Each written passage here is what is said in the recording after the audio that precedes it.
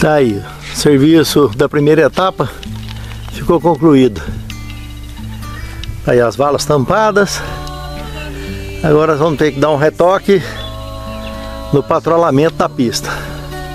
Mas a água já está instalada aqui nessa primeira etapa, que vai desde aqui da caixa d'água até no extremo oeste, lá onde está a construção da minha casa.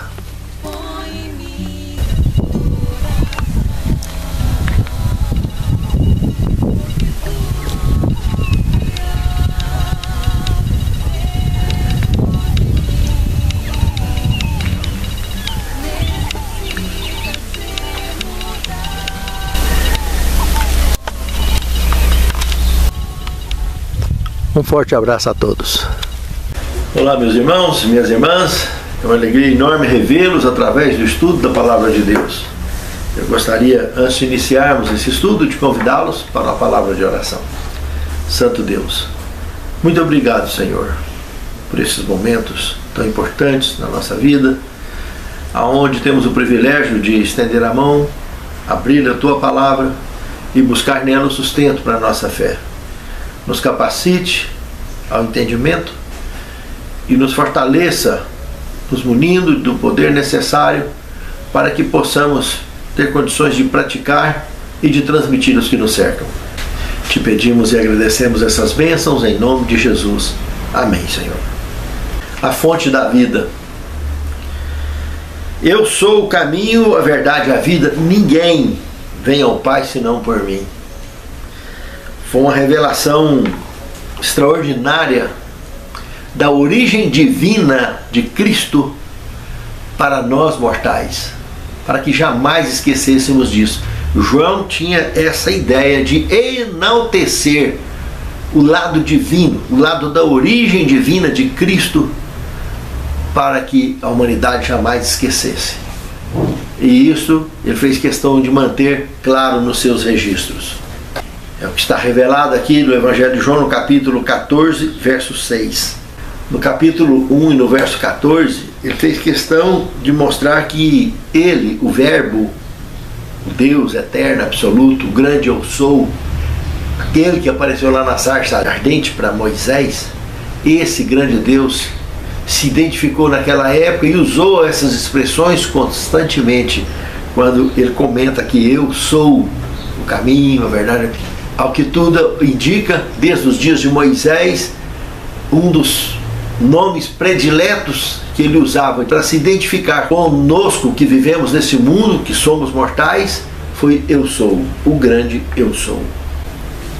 E aqui no Novo Testamento, especialmente no Evangelho de João, podemos notar essa auto-identificação dele como o grande eu sou. Como aqui nós vimos, eu sou o caminho, a verdade e a vida, dentre outros textos da Palavra de Deus. No segundo tema, a vida estava nele. Eu diria que a vida está nele. Estava naqueles dias, esteve no passado e por toda a eternidade. E na eternidade, olhando de um prisma absoluto, a vida. Ele é o caminho, a verdade e a vida, como vimos aqui no texto anterior. Caminho, verdade e vida. Dele potencialmente emana vida. Dele, do Pai e do Espírito Santo. O que ele mostra no Evangelho de João, no capítulo 1, do verso 1 até o verso 4, é que a autoexistência da vida absoluta, não deriva de nada. Pura e simplesmente dele. É um mistério, mas ele é a vida. E outro ponto curioso, naquele diálogo que ele teve com Nicodemos, lá no Evangelho de João, no capítulo 3, lá na altura do verso 14 e 15, quando ele conversa com Nicodemos e comenta que assim como Moisés levantou a serpente lá no deserto, eu também serei levantado da terra e atrairei todos a mim. Nessa revelação, ele não só explica o sentido do que aconteceu lá no passado, durante o Êxodo, na praga das serpentes, a respeito de Deus pedir para ele próprio, pediu que fizesse uma serpente de metal, E as pessoas, ao serem olhadas para aquela serpente de metal, era curado das picadas letais das serpentes peçonhentas, daquela praga que invadiu e estava executando o povo de Deus por causa de rebeldia deles. Eles já tinham recebido a orientação de que deveria sempre estar sacrificando um cordeiro, assim como o próprio Adão, já na saída do jardim, aprendeu sobre isso. Caim e Abel também aprenderam sobre isso, o sacrifício de cordeiros, porque o cordeiro, pela sua simplicidade, pela sua mansidão, pela sua forma tranquila de ser, ele foi escolhido para representar a pureza de Cristo e do seu sacrifício. E por que que Deus, então, depois de milhares de anos, após a queda dos nossos primeiros pais, lá durante o êxodo, onde Deus estava reunindo então seu povo para caminhar em direção ao preparo real para receber o Messias, como que ali, na altura então do êxodo, Deus pede para fazer, o próprio Deus pede para fazer uma serpente de metal, que representava ninguém mais do que menos do que a própria serpente. E as pessoas, ao olharem para aquela serpente de metal, era curada. Em primeiro lugar, ali nós estamos falando de uma quebra de mandamento, porque está fazendo uma imagem de escultura, e o mandamento era claro sobre essa questão. É um paradoxo muito forte essa questão que aconteceu lá. Então Deus manda fazer uma imagem de fundição e de uma serpente, que representa o próprio Satanás. Mas o que tudo estava representando ali não era nada da questão em si, da personificação de Satanás. É apenas a simbologia de que a serpente, o dia que ela morrer, ela vai morrer eternamente. Satanás, ele será extinto. Quando ele for executado, ele será extinto para sempre, morte eterna. Mostrando que qualquer ser sem Deus, sem o grande eu sou, se morrer, essa morte, a morte da serpente, já era. Porque a morte que nós conhecemos não é morte, é sono da morte. Não foi isso que ele falou sobre Lázaro? Lázaro, nosso amigo, dorme, mas vou despertá-lo do sono. Isso é o que assim está escrito revela. Por mais que as pessoas queiram acreditar em outras formas de crenças antibíblicas, com tendências espiritualistas, de que o espírito vive sem carne. E Deus nos criou para viver nesse corpo que Ele nos criou. E assim nós viveremos eternamente, apenas seremos transformados. Porque isso que hoje é mortal se tornará imortal. Isso que hoje é corruptível se tornará incorruptível. Cristo não foi reconhecido quando saiu da sepultura, exatamente porque ele já saiu numa estrutura de origem divina, eterna, absoluta, e não na origem humana que ele tinha assumido quando nasceu de Maria. Por isso ele não foi reconhecido. Então quando ele fala que seria erguido da terra como uma serpente de metal, é que ele pagaria o nosso preço, o preço do nosso pecado.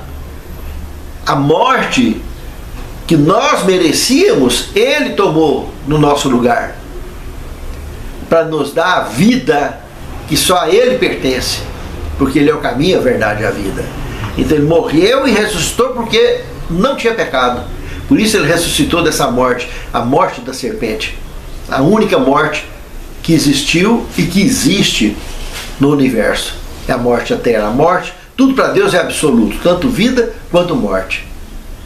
Sono da morte foi uma estratégia divina para preparar o povo que um dia caiu para voltar a fazer parte do reino eterno.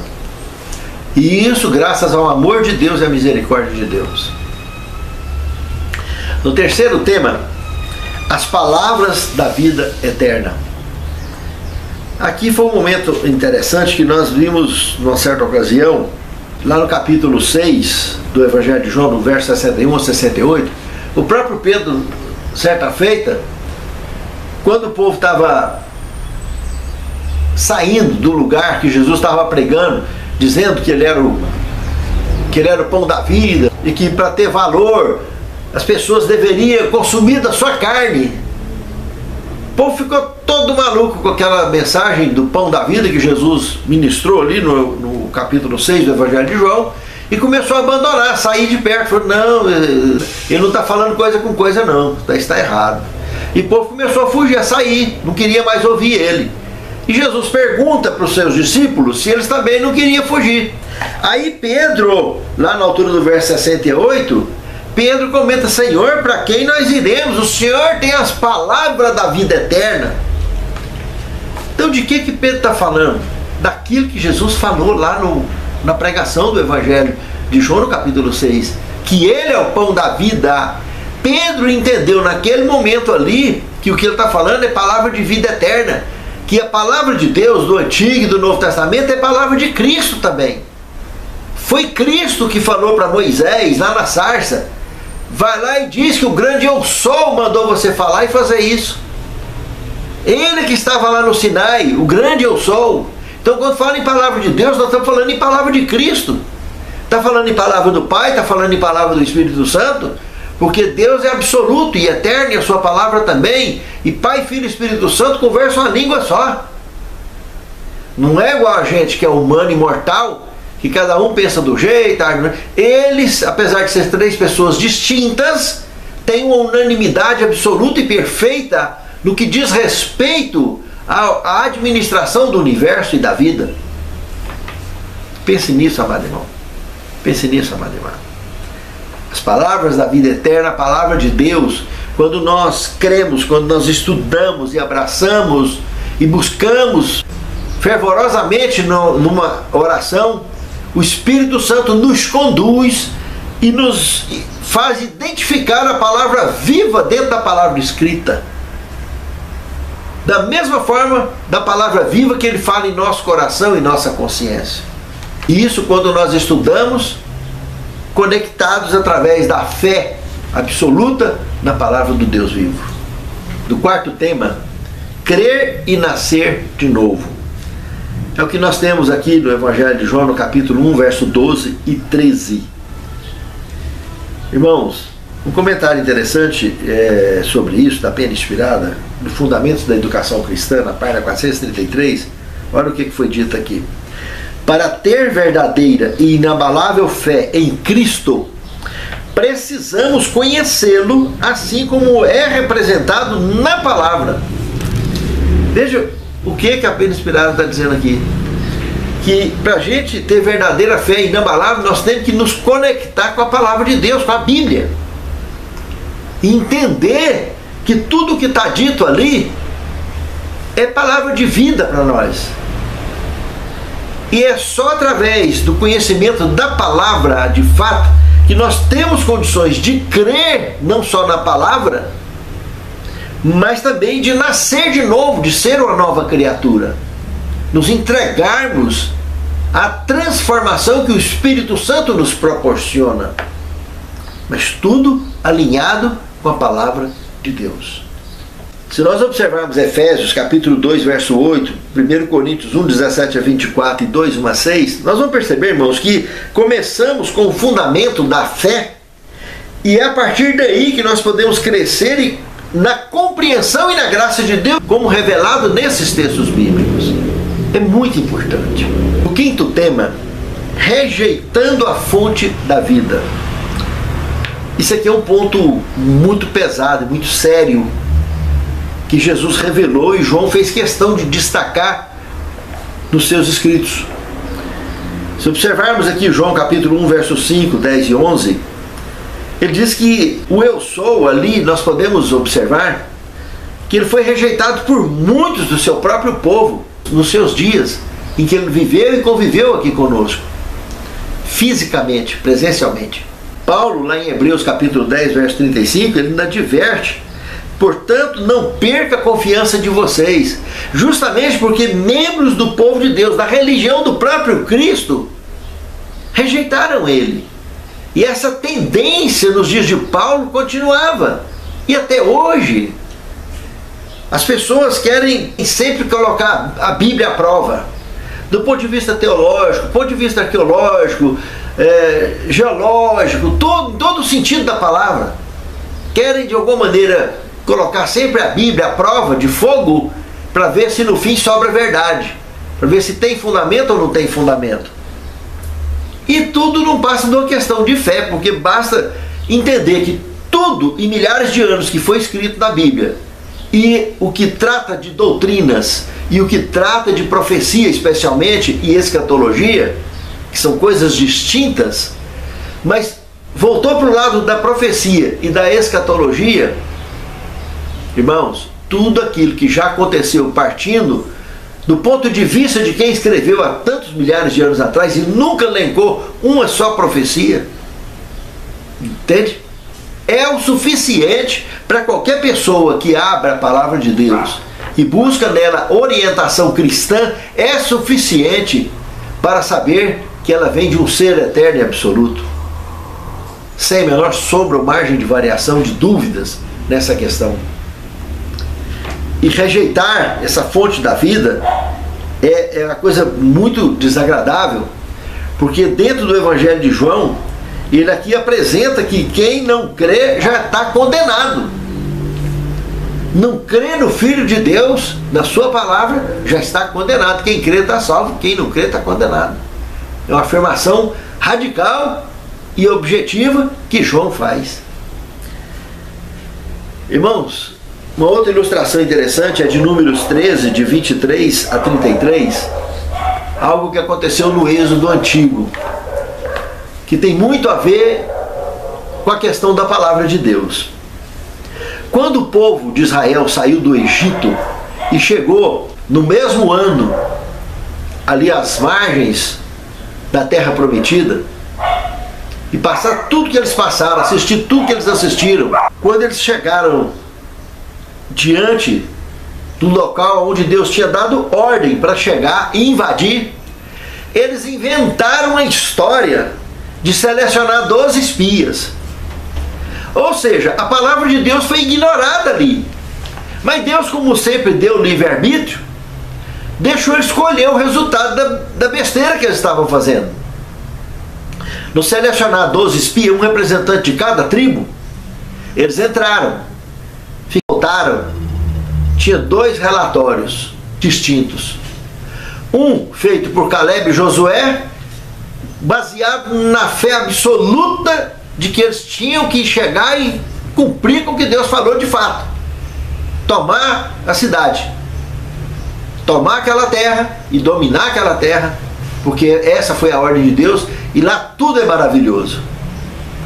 Mas o segundo relatório, feito pelos outros 10 espias, é que eles deveriam voltar imediatamente, não deveria invadir, não deveria guerrear com aquele povo, porque lá tem gigantes lá dentro, lá tem armas que eles nem conheciam, nunca tinham ouvido falar, um exército fabuloso, povo muito bem treinado, e que seria uma loucura mandar o peito naquilo ali. Loucura. E Moisés, vocês lembram de Moisés? Moisés, ele aqui na terra, quando ele vivia aqui, ele tinha um temperamento melancólico. Lá na sarça ardente, quando Deus mandou ele jogar o cajado dele no chão e o cajado virou uma serpente, o medo que ele ficou da cobra, lembra? Deus mandou ele pegar no rabo da cobra e ele morrendo de medo de pegar. Pensa, quando Deus pediu para ele ir lá tirar o povo de Israel do Egito, estava 430 anos já lá dentro do Egito, na escravidão, era a grande base da economia egípcia, um povo escravizado há tantos anos, um patrimônio desse, de mão de obra, de graça que eles tinham. Quando Deus falou para ele, vai lá e tira esse povo lá para mim, eu não sei nem falar, benção, eu sou gago.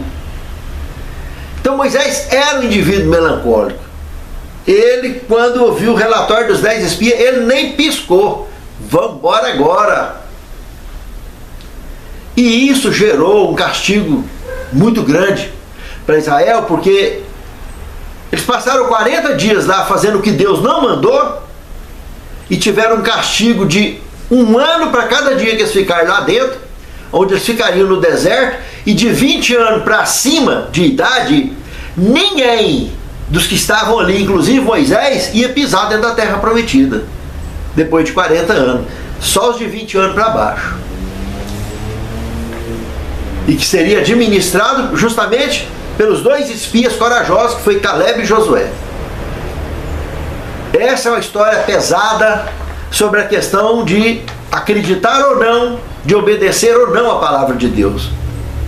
Coisa tremenda, irmãos. E cumpriu-se a risca. Moisés, pela sua grandiosidade de fé que ele tinha e relação que ele tinha com Deus, ele conseguiu, durante o êxodo todo que ele ainda viveu, o êxodo todinho, ali com Israel, mas ele não podia entrar porque já tinha sido deferida essa questão por parte de Deus. Mas, irmãos, ele morreu sem entrar lá e ressuscitou, como vimos em Judas no Novo Testamento, e lá em Deuteronômio, onde ele morre ali, a sepultura dele desapareceu. É lógico, se não tem morto, para que ter sepultura, né? Então o próprio Deus desapareceu com a sepultura dele, e ele foi ressuscitado e levado para o céu. 1500 anos mais tarde ele veio aqui visitar Jesus numa viagem missionária. Ele e Elias, que teria vivido 500 anos depois dele, foi vivo num carro de fogo para o céu. Os dois veio visitar Jesus lá no Tabor, junto com Pedro, Tiago e João, que estavam ali e assistiram, e está registrado nos evangelhos a transfiguração lá no Tabor. Irmãos, essa questão da palavra de Deus é muito séria. Deus deu a ordem para eles chegar, invadir e tomar as cidades ali daquela região. Eles foram fazer o que Deus não mandou: separar 12 espias, espiar a terra primeiro, passar 40 dias e depois enfrentar a realidade dura. E no final dos 40 anos, depois do castigo que eles enfrentaram, eles chegaram e do jeito que Deus orientou aconteceu, e os muros caíram. Aqueles muros gigantescos de Jericó, com metros e metros de largura, caiu tudo para o chão, ao toque da trombeta e da marcha que eles fizeram em volta da cidade de Jericó. Palavra de Deus, irmãos. A mesma palavra que está até hoje, e muitos rejeitam. Muitos duvidam, muitos querem colocar à prova aquilo que está escrito. Aquilo que se trata de palavra de Deus, Bíblia. Pense nisso, amado irmão. Pense nisso, amado irmão. No sexto tema, condenação. Aqui é o ponto gravíssimo da revelação de Cristo através do escrito de João. E João Batista também falou nisso, comentou sobre essa questão. Aquele que crê não é condenado, mas o que não crê já está condenado, porque não crê no nome do unigênito do Filho de Deus. Pois todo aquele que pratica o mal detesta a luz e não se aproxima da luz, para as suas obras não serem reprovadas, porque não são feitas em Deus. Mas quem pratica a verdade aproxima-se da luz. É exatamente esse o paralelo de João capítulo 1, verso 10 com João 3, 18 a 21. A essência da revelação. Uma outra questão que eu gostaria de destacar, que alguns estudiosos aqui comentam que a serpente comeu o fruto da árvore da vida e teve poder para falar, né? E isso levou Eva teria levado Eva a se iludir. Lembra que a mula de Balaão não comeu nada. Ela simplesmente falou porque Deus mandou ela falar, liberou ela para ela falar com Balaão. Toda a criação de Deus, no início da criação, era inteligente e comunicativa. Não há relação e nem fundamento bíblico algum para que se consumisse o fruto da árvore proibida e passasse a falar por causa disso. Nada a ver. Isso não tem base nem teológica e muito menos bíblica sobre essa questão. Toda a natureza, e a própria Bíblia ainda comenta que a serpente era a mais inteligente de todos os animais do campo. Não era à toa que ela estava sendo usada ali para sim convencer a Eva. E não houve estranhamento nenhum, houve comunicação espontânea entre ela e a serpente, quando ela percebeu que ela estava ali consumindo do fruto da árvore. Entende? Então isso é uma coisa que precisa ficar bem clara nisso, porque essa quebra de comunicação entre o ser humano e a natureza foi o pecado que fez a divisão, e nós perdemos, e nós passamos a conviver em lados distintos dessa barreira chamada pecado, que inclusive é uma barreira que nos separa de Deus também. Não foi o que o profeta Isaías comentou? Que os vossos pecados fazem separação entre vocês e Deus, para que nós não o vejamos e nem o ouçamos. E é justamente a decisão de abandonar o pecado, ou seja, conversão, de andar nos caminhos de Deus, é que quebra essa barreira e a gente consegue ser nova criatura e ver o que outros não vê, ouvir o que outros não ouvem, interpretar o que outros não interpretam. Entende? É a conexão justamente com Deus através da sua palavra que nós conseguimos romper através da fé todas essas barreiras que existem nesse mundo de pecado.